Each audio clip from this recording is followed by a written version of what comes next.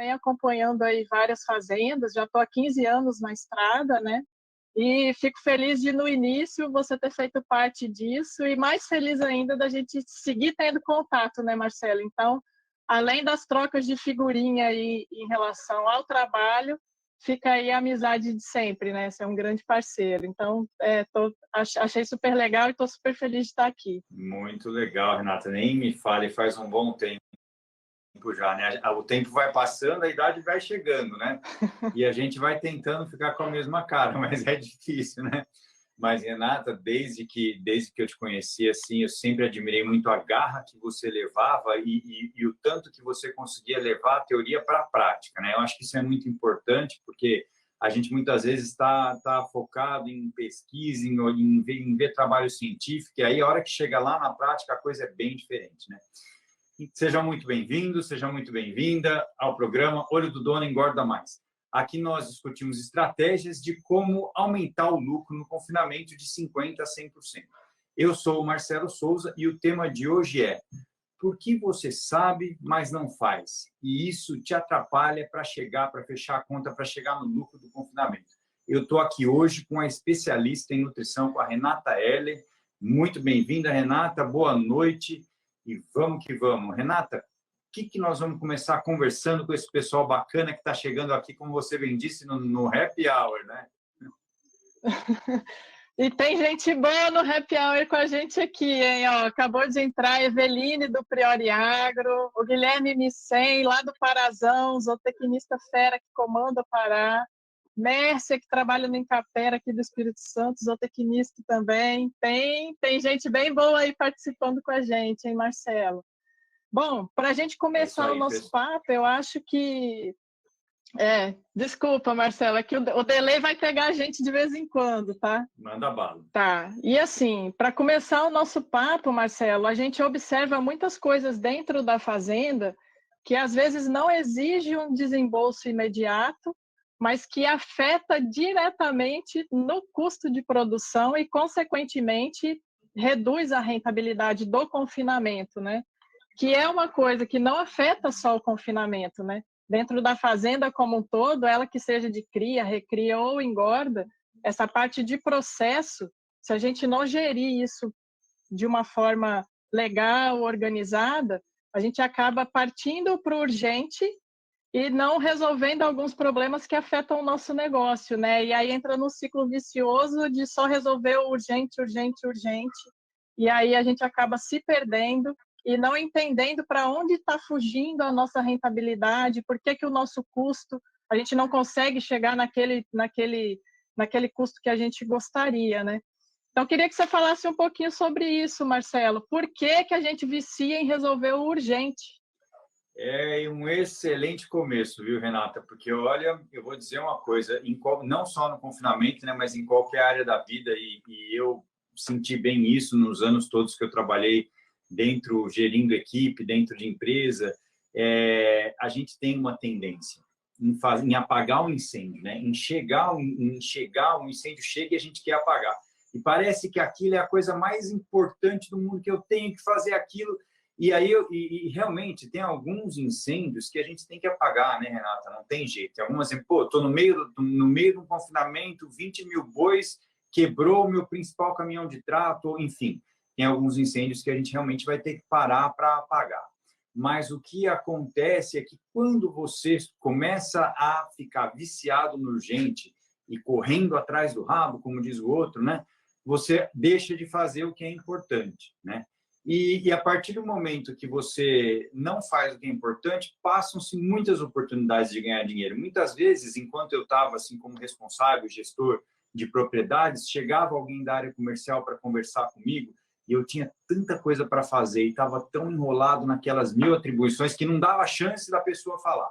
E poderia ser uma oportunidade muito grande de trazer uma coisa nova. Agora, tem uma frase, né, que ela é até uma frase em inglês, né, mas é uma coisa simples, né, e até tema de vários podcasts aí, né, que é o Let the Fire Burn, né, deixa um incêndio pegar. E é exatamente isso que, às vezes, você que está aí na frente do confinamento, você que é gestor, vai ter que fazer, né? Porque tendo uma equipe, tendo as atribuições, as funções de cada membro da sua equipe, você tem que delegar e tem que deixar para quem tem que apagar, apagar. E alguns fogos eles vão pegar e provavelmente vai queimar muito pouco. E você vai ter a oportunidade de se dedicar, de ir fazer o que realmente importa, né, Renato? E essa é uma conversa muito importante, porque nós vamos passar por muitas coisas hoje que você pode fazer. E se você estiver só correndo atrás de apagar um incêndio, não vai dar tempo, né, Renato? É verdade, Marcelo. Dentro da propriedade, né, acho que você já começou dando um exemplo de quebrar um maquinário e aí você não tem o que fazer, você tem que parar, consertar aquele maquinário porque você vai precisar dele, né? Mas quando a gente começa a avaliar a frequência de trato, o direcionamento do trator, se ele segue ou se ele tem que voltar de ré para fazer, enfim. E você só consegue fazer isso se você tiver gestão, se você tiver controle, se você levantar as informações, né? E aí um exemplo que eu queria assim, colocar aqui para a gente começar a nossa discussão, Marcelo, em relação, por exemplo, à compra dos animais. A gente vai fugir um pouco do incêndio, porque nós vamos voltar nele lá na frente, tá? Mas para entender como que a gestão afeta o nosso negócio desde a compra. Lembrando que aqui a gente vai focar só em confinamento, tá? Então, na verdade, cada tópico que a gente jogar aqui dá quase um dia inteiro de palestra, né, Marcelo? Mas, assim, se eu pensar no confinamento, o confinamento precisa do boi magro, né? É a principal matéria-prima para o confinamento acontecer. Tanto que o peso do boi magro é em torno de 70%, hoje está chegando a quase 80% do custo do confinamento, né? Então, é pesado. E aí eu queria colocar algumas observações e que a gente troque essa figurinha aqui. Quando você vai fazer a compra do gado para o confinamento, o que acontece? Tem vários corretores que levantam aquele volume de gado, né, pensando num confinamento grande, porque a operação vai ser mais complicada. E esses corretores compram animais de várias fazendas. Eu não vou generalizar, eu vou fazer a comparação como se fosse duas fazendas, tá, Marcelo? Então, por exemplo, eu tenho uma fazenda que chegam esses animais, ela simplesmente já divide os lotes chegando lá, joga para dentro do curral e a única referência que ele tem é desse corretor de gado. Pronto, ele não sabe de onde o gado veio, quem foi o proprietário, o fazendeiro que produziu, nada disso. Jogou lá dentro do confinamento. E aí eu tenho uma segunda realidade, que é o cara que recebe esse gado, mas ele identifica o fornecedor e ele controla o desempenho individual desses animais e vincula isso com o fornecedor desse gado magro, tá? E aí ele consegue, por exemplo, definir qual foi o ganho de peso que cada animal teve, porque às vezes acontece o seguinte, Marcelo, são animais que chegam no mesmo padrão, para o visual do gado, você passou o olho, o gado está bacana, mas o desempenho dentro do confinamento é diferente. E aí você começa a entender, poxa, eu sei que o que acontece lá com o bezerro e o que acontece na recria afeta o ganho de peso dele, consequentemente isso vai acompanhar ele até a terminação.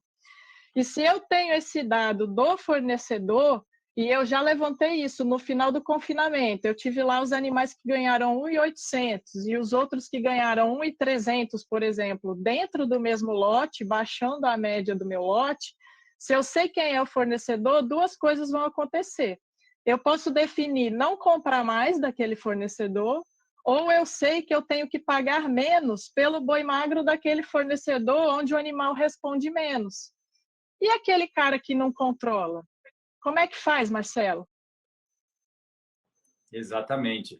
Aí vira tudo um balaio só, né?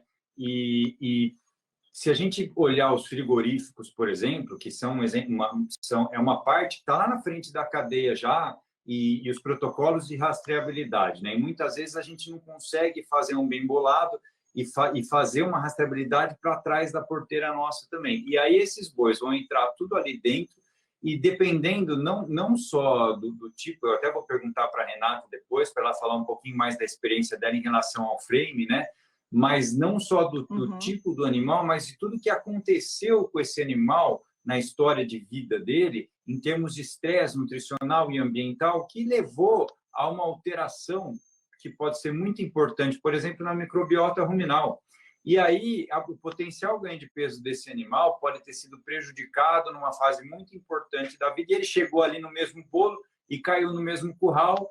E eu vou fazer a estimativa de consumo desse lote pelo percentual do peso vivo apenas. E aí vai ter o famoso boi ladrão, né, Renata? Fala um pouco disso para a gente, do boi ladrão, do frame. Que, na tua experiência, como você tem visto que isso atrapalha aí para ganhar dinheiro no confinamento?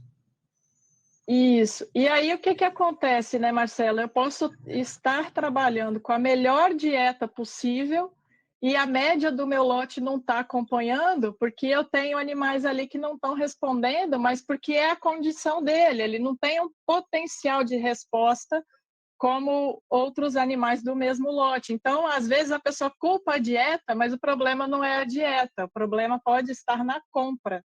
E aí, o que ele tem que fazer para melhorar essa compra, né? Só gerir, só ter informação, o dado para transformar essa informação e tomar a decisão de seguir comprando daquele fornecedor ou não. Isso custa, Marcelo? Custa um pouquinho mais de trabalho só, é questão de organização, né? E aí que você falou da relação de frame, o que acontece? Quando eu falo de frame, eu estou falando de tamanho, né? Da altura. Não é algo específico de raça, porque a gente tem frames diferentes dentro da mesma raça.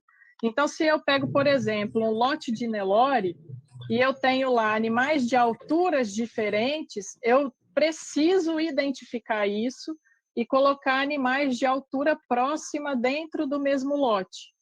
Então, por que eu estou falando isso? Porque o ritmo de crescimento deles, o peso que ele vai atingir, a maturidade daquela carcaça é diferente. Animais de frame menor, eles atingem o peso maduro de carcaça mais leve. Então, por exemplo, um animal castrado, assim, um trabalho americano que diz, mas a gente pode comparar. Acontece, enfim, se tiver frame pequeno, médio ou grande, vai ser mais ou menos o mesmo resultado, né? Então, se eu tenho um animal de frame pequeno, ele vai atingir o peso maduro em torno de 500 quilos. Então, esse animal está pronto para o abate com 500 quilos de peso vivo. Se ele tem um frame médio, esse peso maduro vai estar em torno de 560, 570 quilos. E se ele tiver um frame grande, esse peso maduro vai bater lá nos 600, 620 até 650 quilos. Então, o que acontece? Dentro do lote, se eu não separo por frame, aí acontece o nosso famoso boi ladrão. Por quê? Porque se eu tenho um animal de framing grande, ele vai demorar mais para ficar pronto. Por quê? Porque ele precisa estar mais pesado para atingir esse peso maduro. E o que é o peso maduro, Marcelo? É quando ele já cessou o crescimento de musculatura, já depositou ali tudo que tinha para depositar de proteína e chegou lá nos seus 26, 27% de gordura na composição da carcaça. Quando ele atinge esse percentual, ele atingiu o peso maduro dele e ele está com acabamento, ok? Só que o de framing menor, imagina, enquanto o animal de framing grande tem que chegar lá nos 620 quilos, o menor já atingiu o peso maduro dele com 500. E se ele está no mesmo lote, ele simplesmente está comendo e não está colocando peso. Por isso que a gente chama ele de boi ladrão.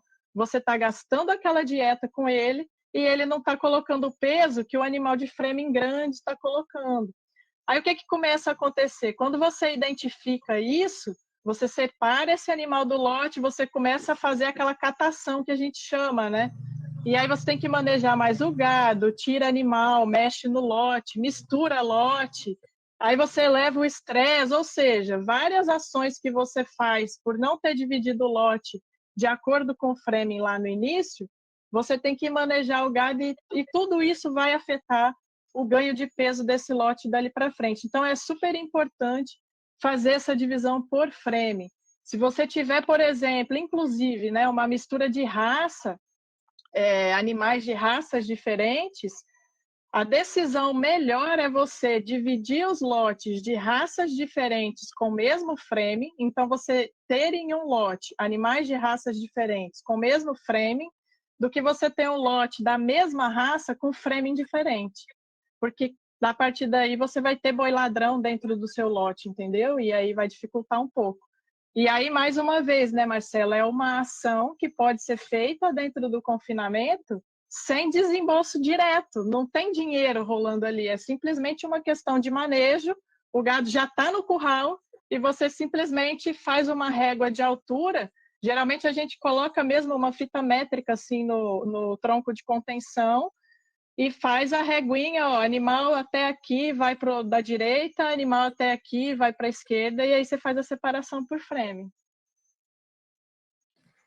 Então, e ainda mais um ponto, né? Já que nós estamos falando de uma parte tão importante que é essa categorização. Se você tem a possibilidade de pegar esses animais, que cada um veio de um lugar, e formar os lotes e deixar com que eles passem um tempo junto no pasto, antes de botar numa baía de confinamento, existe uma hierarquia que vai se formar dentro daquele lote, onde tem animal que é dominante e animal que é submisso, e os submissos são os que apanham. Então, se esses animais têm um tempo maior para se conhecer no pasto, onde tem espaço para os submissos não se aproximarem, quando eles chegam no confinamento, na baía de confinamento, essa hierarquia já está estabelecida. E aí, o comportamento, a tranquilidade desses animais, o nível de estresse vai ser menor, a tranquilidade vai ser maior, e, obviamente, eles vão desempenhar melhor, eles vão ter uma fase de adaptação mais bem feita dentro do confinamento, né, Renata? Isso aí. Agora é o seguinte, professor Marcelo, o que quase ninguém faz. E o que a matéria seca vai afetar nessa coisa toda de dieta, de formulação, e o que vai afetar no meu custo se eu não souber exatamente qual é a matéria seca do meu volumoso, Marcelo? Bom, isso é a base, né? E às vezes a gente vai falar em matéria seca, a gente fica até um pouco, né, com dedos nas mãos, como diz o outro, né? Porque quando a gente está conversando com pessoas... É tudo na média, né, Marcelo? É tudo na média, né?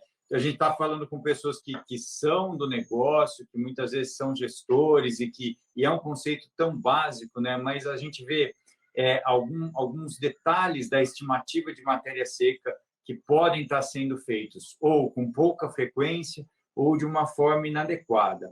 E aí, quando a gente tem essa matéria seca estimada, por exemplo, em momentos muito esporadicamente, e nós estamos falando aqui daqueles alimentos que têm maior percentual de umidade, que podem variar bastante.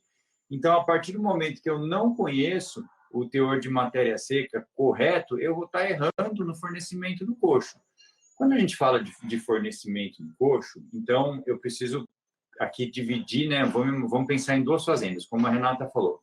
Uma primeira fazenda que eu tenho uma descarga controlada, por baia de confinamento, que eu tenho uma meta de consumo diária, né, de acordo com o número de tratos, enfim, mas uma meta de consumo diária, que eu estou realmente pesando esse alimento que eu estou fornecendo, eu estou pesando a sobra de alimento no coxo, estimando a sobra, fazendo leitura de coxo. E uma fazenda onde a gente está mais no sistema bica-corrida e está sempre colocando comida em cima, né? Então, nessa fazenda que já está controlando o consumo, e aí a gente fala que hoje, né, uma coisa que a gente sabe que precisa fazer, que é saber quanto esse boi come de matéria seca. Se eu não tenho um sistema de descarga controlado, eu fico completamente perdido nesse controle. E se eu tenho um sistema de descarga controlado, então eu sei quanto esses bois estão comendo, e uma vez que eu sei o quanto que esses bois estão comendo, às vezes eu não tenho um sistema. Muitas vezes eu tenho lá um sistema operacional instalado dentro do confinamento. E isso é muito legal, é recomendável. Existem alguns sistemas modernos que são bem simples de serem usados, mas muitas vezes eu não tenho um sistema, mas eu tenho as planilhas. E aí eu anoto manualmente quanto aqueles animais estão comendo, eu registro nas planilhas e aí eu faço meus gráficos para estabelecer a minha curva de consumo. E aí uma sacada bacana, quando eu vou fazer uma curva de consumo, quando eu vou fazer um gráfico, por exemplo, que eu tenho que saber para onde que aquele consumo está indo, né? Se fosse um avião, né? Está subindo, está descendo, está na altitude, está reto. eu, em vez de trabalhar com os dados do último dia, ou seja, cada barra do gráfico é o dado do último dia, eu posso fazer um gráfico de médias variáveis, onde cada barra é a soma, é a média, melhor dizendo, do consumo de todos os dias desde que esse animal entrou no coxo. Quando eu trabalho dessa forma, a variável que eu estou acessando mais recente, ela me dá uma ideia de média, de tendência, se esse consumo está tendendo a cair, está tendendo a subir. E esse é um ajuste fino muito sensível, porque se eu conheço a minha dieta, se eu sei a composição dos alimentos, se eu estou acessando essa composição desses alimentos que estão estocados, que podem sofrer alguns tipos de variação, algumas reações com o ambiente, e eu sei o quanto eles estão consumindo, então eu consigo ajustar essa curva de consumo, eu consigo perceber se eu tenho um problema em algum dos nutrientes. Porque se eu estou com uma tendência de redução de consumo, então com certeza alguma coisa está acontecendo nesse boi, seja no rumen, seja na dieta, e aí eu me acende um farol vermelho. Opa, tem alguma coisa errada e eu vou checar. Então, é muito importante que a gente sim tenha uma metodologia de análise de matéria seca frequente na fazenda, de uma forma fácil, simples, mais frequente. E a partir do momento que eu sei essa matéria seca, eu tenho que entrar no meu programa, no meu software de formulação. Muitas vezes você talvez tenha um acompanhamento, uma equipe que faça isso para você, já deve estar fazendo isso, já deve estar atualizando o preenchimento do vagão misturador naquele dia de acordo com o teor de matéria seca que se tem naqueles alimentos naquele dia. Porque se eu estou, por exemplo, falando de um bagaço de cana que está armazenado ao ar livre, ele está exposto à chuva. Se eu estou falando de um galpão de armazenagem que já não está muito cabendo a minha matéria-prima, de alguma forma tem um beiral, tem um lanterninho, tem uma entrada de ar de alguma forma, uma exposição ao ambiente de alguma forma, quando chove, um spray de água pode entrar ali e começar a molhar um pouco esses alimentos, e aí a gente incorpora água livre nesses alimentos. E aí eu já não sei mais qual é o teor real de nutrientes daquele alimento, porque ele passa por um processo um processo fermentativo que não era para ele passar e, de repente, eu tenho um alimento totalmente diferente do que eu achava que eu tinha. Então, a estimativa da matéria seca para fazer uma curva de consumo é uma coisa que a gente pode fazer sem investir nada. É só anotar e montar o gráfico numa planilha de Excel, né, Renato? Marcelo, e assim, o que você acha que seria uma frequência legal de análise de matéria seca no confinamento? Para te dar uma segurança, assim, para você conseguir montar. Qual que seria a frequência de análise? Olha, quando a gente fala em ajuste fino, em realmente numa operação que está profissional, né, que está cada vez mais profissionalizada, seria indicado fazer uma mensuração diária das matérias-primas que mais variam. De repente, você não vai ajustar o seu programa todo dia.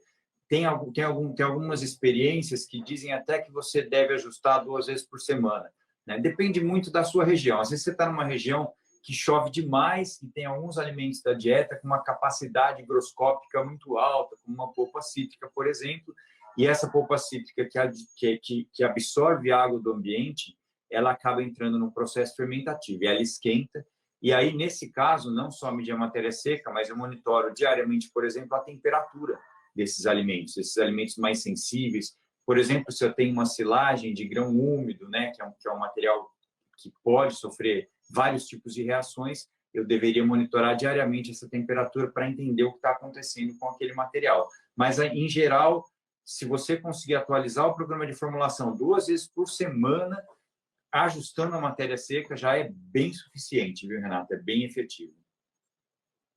Entendi. Marcelo, só para dar um salve aí, porque eu estou vendo uma galera entrar, dá vontade de conversar com todo mundo. Lanza, fica um abraço, é outro professor, né? Luiz Gustavo Lanza. Marcelinho, lá do Sul, professor comanda Rio Grande do Sul, zootecnista também. Opa. E a família está aqui, viu, Marcelo? Tem tia Denise, Robson, meu irmão. Tem uma super amiga médica, super competente aqui, doutora Maíra. Já até colocou aqui, ó, carne de gado criada a pasto é vida. Super legal, todos bem-vindos aí. Obrigado por emprestar o tempinho da sexta-feira para a gente, né, Marcelo? Mas assim, ó, a gente tocando a gente seguindo o nosso assunto, a gente falou bastante de matéria seca, de como colocar isso no coxo. E quando começa a afetar consumo, Marcelo, o que afeta o consumo? E o que o consumo afeta, e essa variabilidade de consumo, o que ela afeta no meu resultado? Como é que eu posso regular isso, entender isso melhor? Então, quando a gente fala em problema de consumo, nós temos que entrar um pouco nos mecanismos que agem no sistema nervoso do animal, que regulam a saciedade. Então, se eu pegar um boi de pasto, por exemplo, eu vou saber que muitas vezes o consumo trava pela quantidade de FDN, que não é o caso do confinamento, né? Porque nós estamos trabalhando com uma dieta muito rica em concentrado. Se o animal está ali confinado, numa dieta muito rica em concentrado, um animal herbívoro, que está com uma microbiota ruminal totalmente reorganizada, vamos dizer assim, em relação a um boi de pasto, né? Uma adaptação que ela passou, por mais que ela tenha sido muito bem feita, é um equilíbrio totalmente diferente. Então, alguns fatores que afetam negativamente, por exemplo, quando você começa a ter algum erro no percentual de FDN fisicamente efetivo da dieta. Então, a gente sabe que hoje em dia... Que é a fibra, né, Marcelo? Então, só uma ressalva para quem não entende, porque para a gente é muito fácil, a gente vai falando matéria seca, FDN, eu fiquei aqui pensando que eu vi algumas pessoas entrando, eu falei assim, será que sabe o que é matéria seca e o que é FDN? Eu fiquei na dúvida, então só vou abrir um pontinho aqui, Marcelo. Quando a gente fala de matéria seca, a gente retira toda a água daquele alimento e fica só a parte de nutriente. Então, toda a dieta ela é calculada em cima daquela parte de nutriente. E quanto maior o percentual de matéria seca, significa que aquele alimento tem mais nutriente, menos água. Então, matéria seca é isso, é o alimento sem a água. E quando ele fala concentrado, é a parte de ração, né, Marcelo? A parte de grão. Milho, soja, sorgo, minerais. E FDN, o que é a fonte de fibra, né, da dieta? É o capim, a silagem de milho, a silagem enfim, de capim, de sorgo, bagaço de cana. Desculpa, Marcelo, só para ficar claro para quem não está tão ainda próximo desses termos, né, que a gente utiliza aí sempre. Para a gente é muito fácil, mas para algumas pessoas não tem tanto contato, né? Não, e é muito importante, é exatamente isso que a gente tem que fazer, falar de uma forma fácil, mas é isso, né, Renata? Porque quando a gente fala em FDN, efetivo ou não efetivo, efetividade da fibra, já que o animal come capim, é aquela fibra que entra no rumen que é capaz de promover uma ruminação, de promover a atividade ruminatória, a mastigação, e com a mastigação a produção de saliva, e com a produção de saliva o equilíbrio do pH do rumen. Então, imagina que é uma câmara fermentativa muito importante, porque uma coisa bem bacana, né, para considerar. Bom, o boi é a máquina mais eficiente de transformar lignocelulose em proteína animal, ou seja, lignocelulose é o polímero de carbono mais abundante do planeta Terra. Então, quando as pessoas que são leigas falam que os animais produzem isso, aquilo, na verdade, o que eles fazem é transformar um alimento que para a gente não serviria para nada, que é o pasto, que é o capim, num alimento muito mais adensado energeticamente e nutrientes, como a carne e o leite. E isso acontece porque tem uma microbiota, os micróbios do rumen, né, Renata?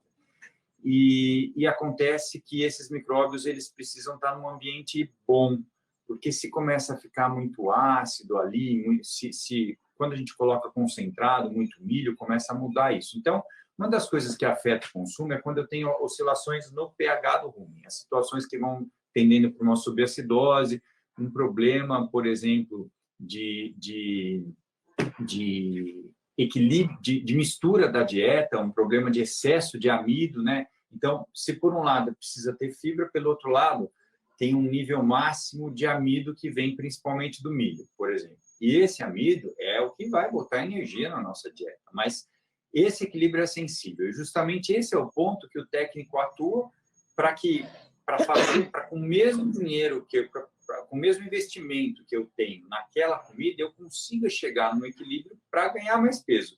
E não necessariamente forçar mais a dieta, né, Renata? Às vezes eu forço, passou do ponto e aí começo a ter problema de consumo, né?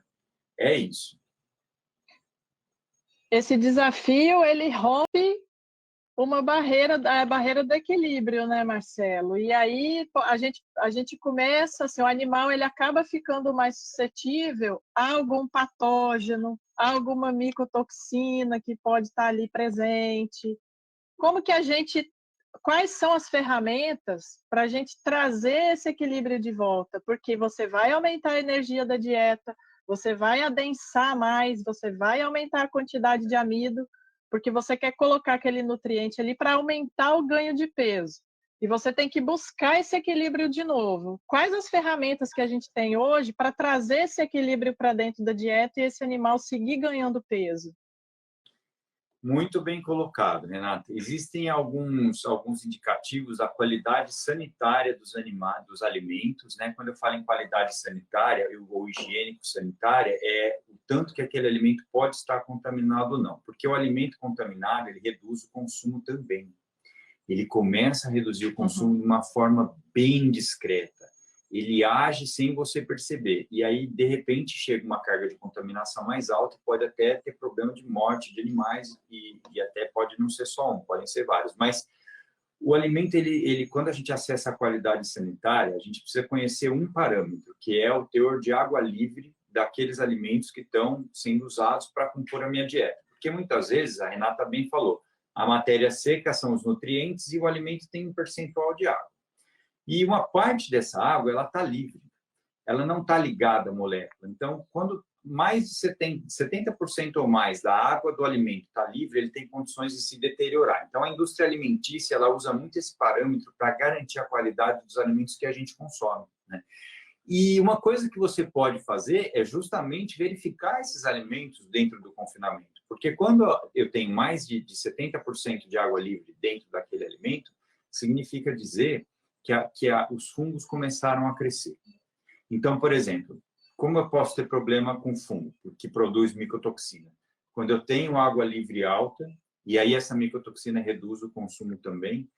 Quando eu tenho alguma maneira que dentro do meu esquema de armazenagem, eu não estou, por exemplo, verificando o telhado, que é uma coisa que eu posso fazer, a minha silagem, eu estou tirando a silagem, eu não estou cobrindo, eu não estou tendo um manejo legal para tirar a silagem. Quando a gente fala de silagem e micotoxina, é muito importante a gente lembrar que no momento que o silo está sendo feito, eu tenho que ter uma vedação muito bem feita, uma lona convencional não faz essa vedação, existem materiais específicos que impedem a entrada de oxigênio, porque se entra oxigênio em cima, primeiro se desenvolvem as leveduras, depois vem outro tipo de fungo que se desenvolve, e esse fungo produz micotoxina, e essa micotoxina justamente vai entrar no organismo do animal e vai para o fígado.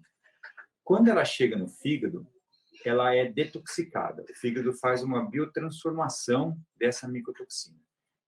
Porque o animal precisa eliminar isso. E o animal, se for uma contaminação discreta ou moderada, o animal acaba conseguindo fazer isso. E aí a gente pode pensar assim, mas então o animal é rústico, consegue fazer isso. Qual que é o problema que eu tenho? O problema é que para fazer isso eu gasto energia. Então, se eu tenho um sistema funcionando e eu preciso tirar a energia desse sistema para neutralizar a micotoxina, eu deixo de ganhar peso. E a gente tem visto que essa perda de ganho de peso, em média, Renata, acontece em torno de 15%. Tanto por uma redução É muito, de hein, consumo. Marcelo? É muito, né? Quando a gente para fazer conta, realmente é muito. Tanto quanto isso acontece tanto porque o animal ele muitas vezes pode ter uma retração nesse consumo discreta, mas principalmente porque essa micotoxina ela rouba a energia do sistema. E tem mais um ponto que é importantíssimo.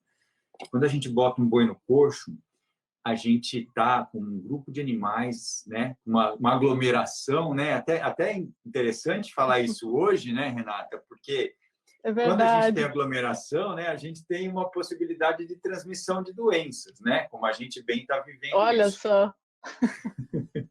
Mas no confinamento, sempre tem muitos animais próximos, numa aglomeração, e aí a circulação de bactérias e vírus é grande. E quando o animal come micotoxina, o que acontece? Essa micotoxina ela reduz a imunidade do animal, ela leva a estados de imunodeficiência, aumentando a incidência, por exemplo, de doenças respiratórias leves, de problemas com diarreia, né? Diarreia acho que é o primeiro sintoma que acontece, né? E aí, por exemplo, se eu tenho animais que estão com problema de consumo, provavelmente eles já estão também com algum tipo de alteração no score de fezes, né? E provavelmente já evoluindo para uma diarreia. Então, existe esse roubo de performance, existe também essa diminuição de imunidade. E aí a gente fala, bom, a gente tem vários procedimentos que impedem a contaminação dos alimentos. Eu acessar o teor de água livre, eu cobrir o meu cílio, eu fazer uma silagem, eu proteger o alimento armazenado que está dentro ali do confinamento, já isso não custa nada, né? Muitas vezes eu tenho alguns locais que eu poderia jogar uma lona, se for necessário, e aí eu consigo conservar esse alimento, a qualidade sanitária desse alimento, né, Renata? E chamar a atenção, né, Marcelo? Porque às vezes a gente tem fonte, por exemplo, bom bagaço de cana, um capulho de algodão, dependendo da região, e a galera deixa isso no tempo, não se preocupa, fala, não vai estragar. Só que pega a chuva, tá ali amontoado, vai ter desenvolvimento de fungo, né? E mesmo assim é utilizado na dieta. Pode ser utilizado, mas o que eu uso como fonte para trazer a segurança? Se eu tenho lá o meu capulho de algodão que está no tempo, eu não quero investir para colocar uma lona, o meu operacional para isso vai ser complicado. A nível de dieta, como é que eu protejo esse animal em relação à seguridade para ele não se intoxicar com essa micotoxina que vai nascer ali, que vai ser trazida pelo fungo, né? Então, se eu falhei no meu operacional, ou se a minha operação é realmente complicada e eu não consigo tratar melhor aquela fonte de fibra que eu tenho, a nível de dieta, o que eu posso fazer para trazer segurança e ainda assim promover o desempenho desse animal, não comprometer o desempenho, né? Renata, você falou muito bem. Mesmo que o manejo a gente sabe, é uma loucura, muitas vezes eu não consigo fazer o que precisava ser feito, às vezes eu não tenho nem condições. Mas, por outro lado, também, por mais que eu proteja, como a gente vive num país de clima tropical, quando os alimentos eles estão no campo, eles estão expostos aos fungos de campo, depois aos fungos de armazenagem. Então, durante 13 anos que eu trabalhei lá dentro da Socil como gerente de produto, eu recebi muitas amostras que vinham do campo para verificação de níveis bromatológicos, da composição química, análise bromatológica, e eu sempre tive muita curiosidade em relação a isso, em relação a essas micotoxinas, porque eu ouvia meu pai falar de aflatoxina, que dava na paçoquinha, e isso que eu cresci com isso. E aí eu comecei a solicitar essas análises também. E em todas as análises a gente via algum nível, por mais que fosse baixo, de contaminação por micotoxina. Então, a gente, partindo de um pressuposto que nós viemos aqui para falar de eficiência... né, Marcelo? Ou seja, né, mesmo se aquela silagem for bem trabalhada, for bem feita, alguma coisa de micotoxina vai estar presente ali, né? Eu acho que hoje no mundo ainda não existe um mecanismo que seja eficiente, suficientemente eficiente para baixar o pH tão rápido daquela forma para evitar realmente que cresça algum tipo de fungo. E na hora que você abre a silagem, o oxigênio entra em contato com o ar e vem uma explosão de vida ali, de crescimento de micro-organismo, e aí eles começam a se desenvolver. Então, Renata, que tem, a gente sabe isso. E justamente por isso eu comecei a estudar estratégias de combater isso há 5 anos atrás, aqui na região de Bauru, numa fazenda muito bacana, que é a Fazenda do Lago, né, lá do Ruído, que hoje, além de parceiro, é um grande amigo meu. E nós fizemos no primeiro ano assim, estudos bem controlados, com 800 animais, né, não foi um animal só e nem um lote só. E depois, nós vendo que isso era bom, nós prosseguimos nesse trabalho. E a primeira coisa que precisa ser feita é saber o quanto de micotoxina tem em cada alimento, fazer um rastreamento e começar a anotar isso também, ter um processo de anotar, de registrar isso no confinamento, para você poder detectar como isso acontece durante o ano, a sazonalidade da contaminação por micotoxina, e aí você monta uma estratégia de como atuar, como atacar essas micotoxinas, através do uso de um adsorvente, hoje a gente trabalha com biorregulador adsorvente, que, na verdade, ele cumpre 4 etapas, Renata, que é o VLN-Conf. A primeira etapa, ele tem uma carga de levedura viva que entra no rumen, que consome oxigênio e melhora o ambiente ruminal. Essa melhora no ambiente ruminal é suficiente para melhorar a degradabilidade dos alimentos, a digestibilidade e o aproveitamento desses alimentos. Então, é uma contribuição para que esse ambiente fique melhor para essas bactérias. E o pré-biótico, o MOS, o mananoligossacarídeo, ele também cumpre esse papel. Ele chega ali no rumen e ele serve como nutriente para alguns tipos de bactéria, melhorando o desenvolvimento delas. Então, a gente está reforçando o exército do bem ali, que está produzindo energia, está produzindo nutriente para o boi. E olha a observação aqui do Jane Crisou, aqui, Marcelo, que legal, né? Ele falando aqui, ó, estamos com micotoxinas em diversas matérias-primas, e o ano todo. O acompanhamento é fundamental para atacá-las. Então, assim, ele também confirmando, né, o que a gente está colocando aqui, reforçando. Exatamente, Renata. E aí, quando a gente vai fazer esse ataque, a gente chega, né, no confinamento, estuda o que está acontecendo ali e faz a diluição necessária e começa a tratar esses animais. Foi uma surpresa muito grande no segundo ano, onde a gente tinha um problema que era clínico já de diarreia, com uma polpa que estava esquentando bastante, e um dos lotes, o ganho de peso aumentou, aqueles bois ganharam 742 gramas a mais, e a gente começou a tratar no 45º dia de coxo até o 90º dia. Então, nossa, é muito, hein, Marcelo? Foi assustador. 700 gramas por dia. A gente não entendeu, Renata, 742 gramas, a gente não entendeu, e é um confinamento que faz a coisa de uma forma muito rigorosa, o dono está lá todo dia, acompanha, registra, então a gente consegue ter certeza do que foi feito, né? E aí, quando eu fechei o confinamento, todos os lotes daquele ano tinham ganhado, ou seja, nós conseguimos usar um alimento que estava visivelmente contaminado e neutralizar. Bom, resumo da ópera. Em 5 anos de trabalho, nós chegamos à seguinte conclusão, Renata. O ganho de peso médio adicional, quando você trabalha com um bioregulador, como, por exemplo, o VLN-Conf, é de 15%. E é essa conta que é bacana a gente fazer hoje. Por exemplo, 15%. Se eu pegar um ganho de peso médio de 1,6 kg por dia e colocar 15% acima de ganho de peso, vai para 1,882. 1,882, são 282 gramas adicionais com 15% de ganho de peso a mais.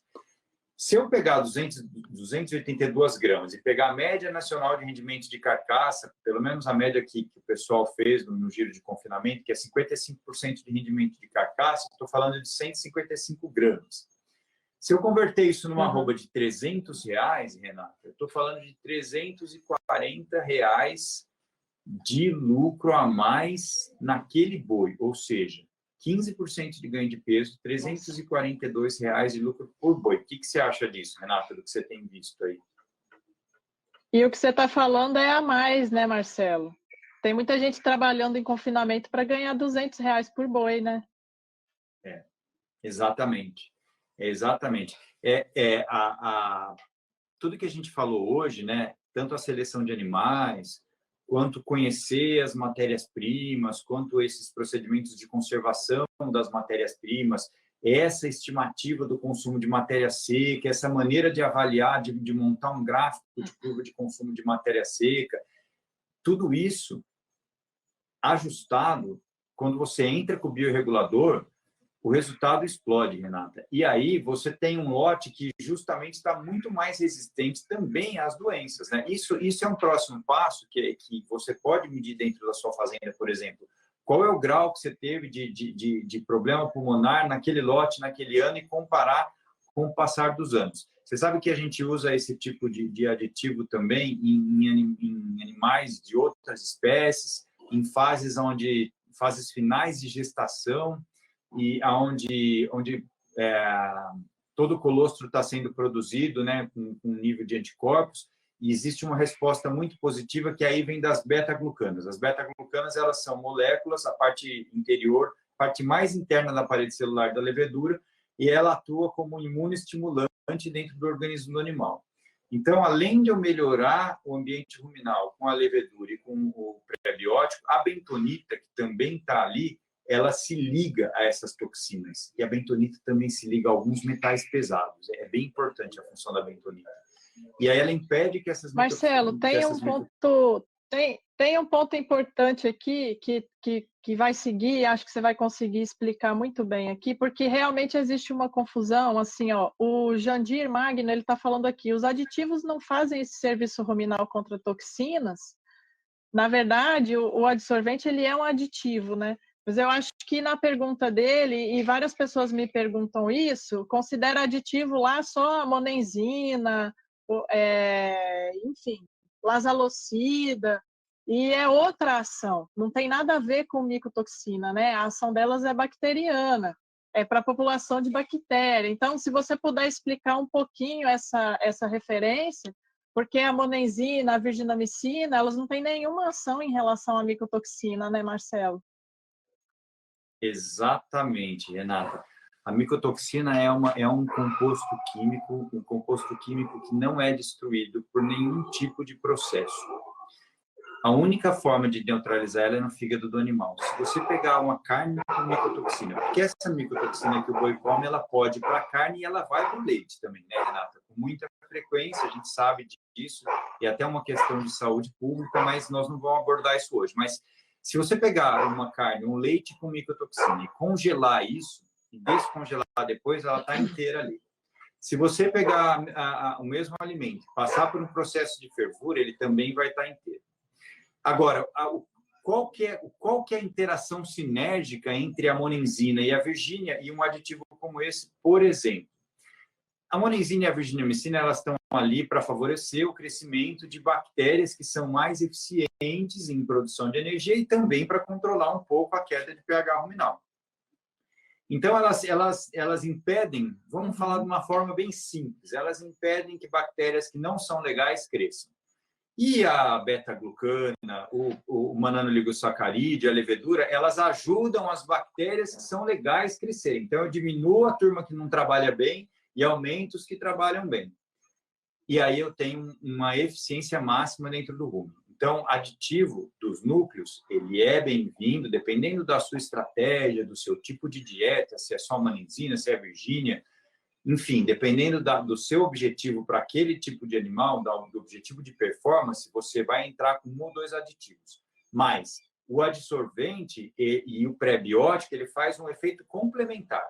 O adsorvente, tanto a bentonita quanto o MOS, eles se ligam às toxinas e jogam elas nas fezes, elas não chegam aí para o fígado. E é aí que a gente ganha. Porque eu evito que esse fígado gaste energia para deixar de ganhar 15% de peso no animal. Entendeu, Renata? É mais ou menos por aí. Entendi. Marcelo, só um salve aqui. Nosso tempo aí, tá vendo? Eu não falei que ia passar rapidão, Marcelo?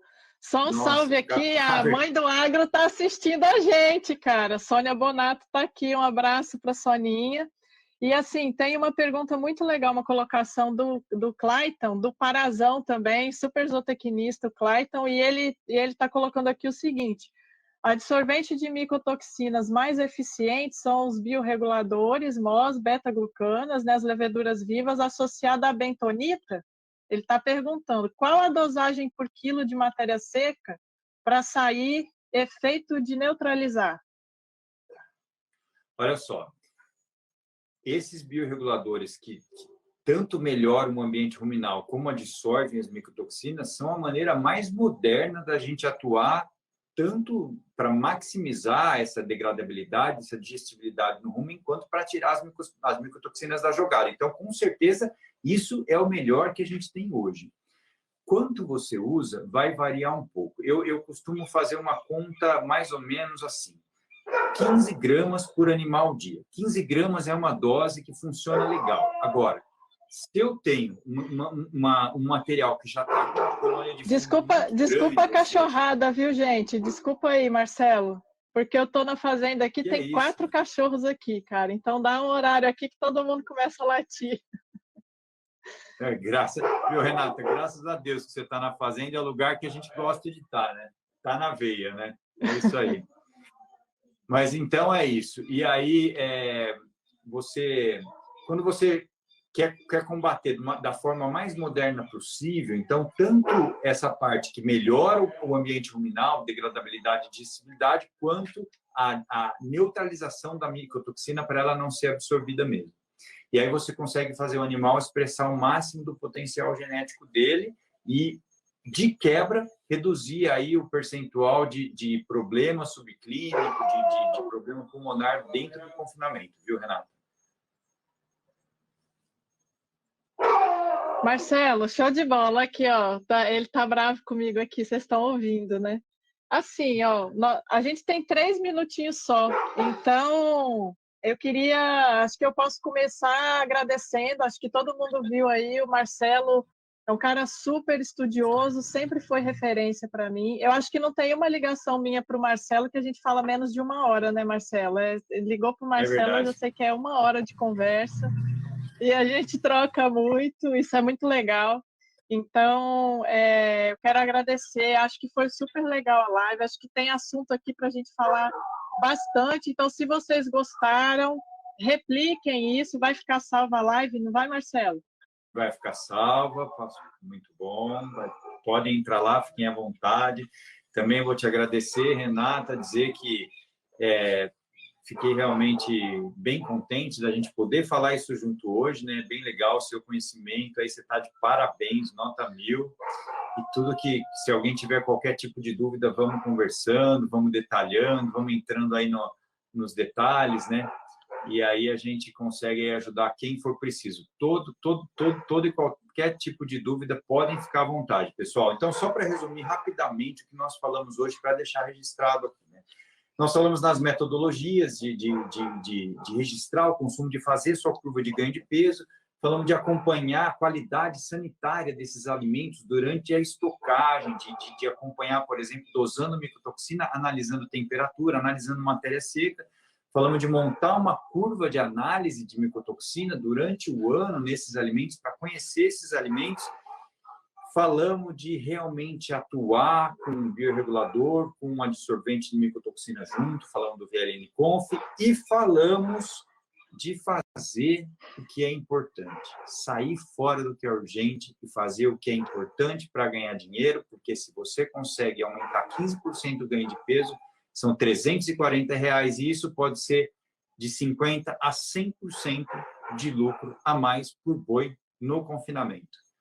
Renata, muito obrigado. Vou deixar você se despedir da turma e depois eu falo um salve também para todo mundo que entrou. Um grande abraço. Aqui tem família também, muito bom.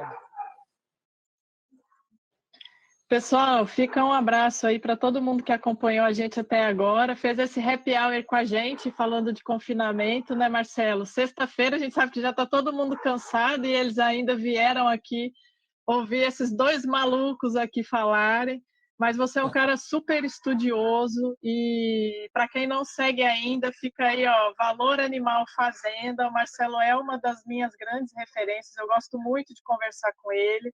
É uma enciclopédia ambulante, então é inclusive por isso que a nossa ligação nunca dura menos de 1 hora, porque eu encho ele de pergunta. Então, assim, quem não segue, começa a seguir, tira o print aqui da tela, coloca lá no story, avisa lá que vocês estavam na sexta-feira, esse horário, ouvindo dois malucos falar de confinamento. Então, e a gente fica à disposição, tá? Pode chamar no direct, né, Marcelão? Pode marcar a gente está aqui para trocar ideia, para levar informação e para a gente evoluir junto. Então, Marcelo, obrigada de coração e que faça mais. O pessoal está pedindo para a gente fazer mais aí, ó, Marcelo. Opa, vamos lá. E é isso aí, né, Renata? Pessoal, um grande abraço a todos, um ótimo fim de semana e vamos produzir carne, né? É ou não é?